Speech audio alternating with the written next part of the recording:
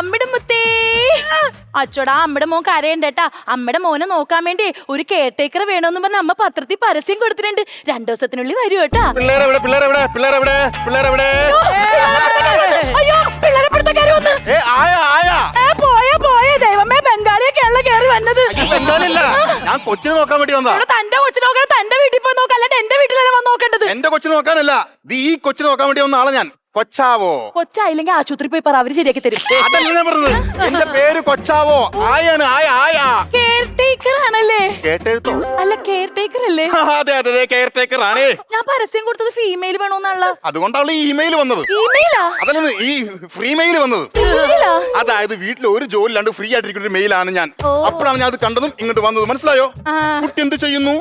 കുഞ്ഞെ 6 മാസമായി കുഞ്ഞാ വാർക്കപ്പണിക്ക് പോകുന്നു. ആ കുട്ടിയല്ല, ഈ കുട്ടി എന്ത് ചെയ്യുന്നു? ഈ കുട്ടി ഒരു പ്രസവമൊക്കെ കഴിഞ്ഞ് കുട്ടിയെ നോക്കി റെസ്റ്റ് എടുക്കുന്നു. ടൈം റെസ്റ്റ് ആണല്ലേ? അതെന്താ അങ്ങനത്തെ ഒരു ആക്ഷൻ ഇട്ടത്?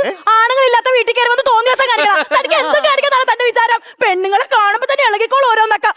വൃത്തികെട്ടങ്ങള്.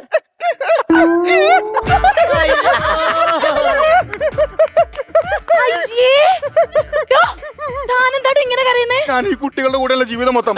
അപ്പൊ ആരെങ്കിലും വഴക്ക് പറഞ്ഞാ ഞാൻ കുട്ടികളെ പോലെ കരയും. എന്തൊക്കെയാണ് ഈ കാണിക്കുന്നത്? നീ വഴക്ക് പറഞ്ഞാ ഞാൻ അപ്പിടും. ഞാൻ